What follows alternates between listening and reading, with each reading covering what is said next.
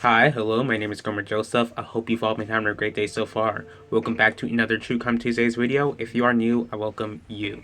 Today, I'll be discussing the tragic case of Sade Robinson.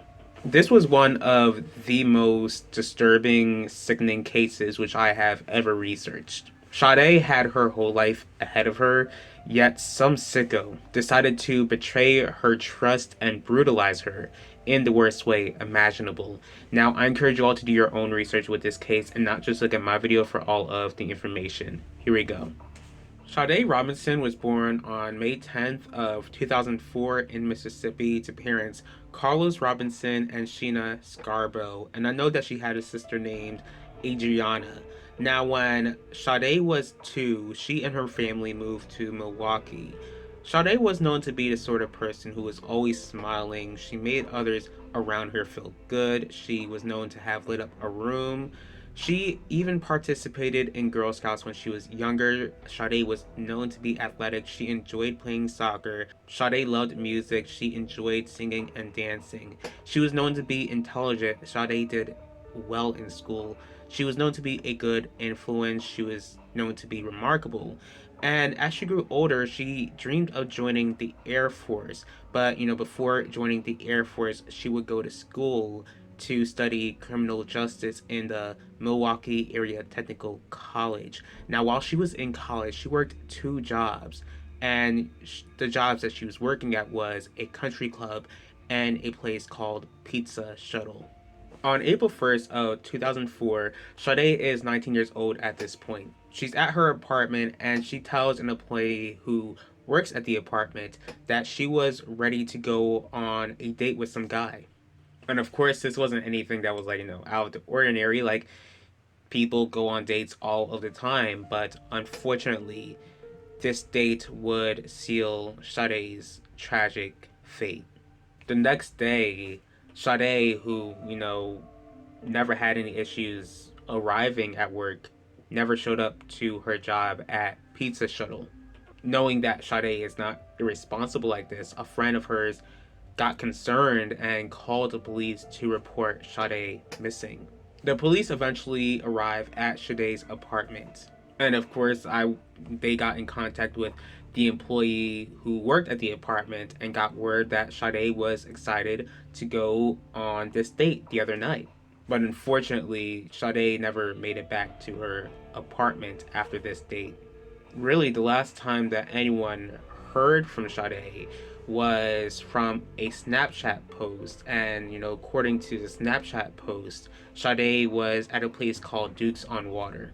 When another friend saw news reports of Sade's disappearance, they were able to track down Sade's phone using the Life 360 app. This app reported that Sade was at a place called Warnymont Park. And what is truly disturbing was that at the park, something absolutely horrendous would be discovered. And the discovery which was made was that somebody stumbled across a human leg. In fact, this detached leg was found hours before Sade was reported missing. Before this leg was discovered, police got word of a 2020 Honda Civic being lit on fire in this parking lot. Inside of the car, there were clothes and remnants of a cell phone, and later on it will be determined that this was Sade's cell phone. Now, according to the fire, there was somebody who witnessed this car get on fire, and the witness described that there was a man with a gray hoodie and a tan backpack who lit the car on fire. According to surveillance footage, it showed this man, who was a white man, walking away from the car. Police go looking for this man, and thankfully they find him. So they found a man named Maxwell Anderson, who actually used to work at the Pizza Shuttle where Sade worked. And I just haven't found any reports of it, but I'm just going to assume that's how the two were connected. But that's just my assumption, I'm not 100% sure. But when the police got Maxwell, they pulled him over blocks away from his home and arrested him. After they arrested Anderson, they found his gray hoodie in his car. On top of that, the police were able to obtain a search warrant, and as they searched Anderson's house, they did find traces of blood all over the house and gasoline. Police would search around the area, and they would uncover more remnants of this corpse. On April 12th of 2024, Anderson was charged with arson and desecrating the body of the life he took.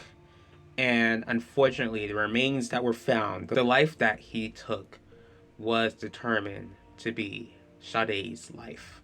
Right now, Anderson is standing trial, but yet all of the evidence that was, despite all of the evidence pointing towards him, he decided to plead not guilty.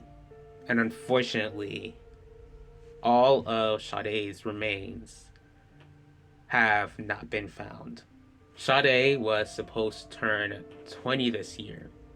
Instead, her hopes and her dreams were just senselessly stolen from her by such a vicious monster.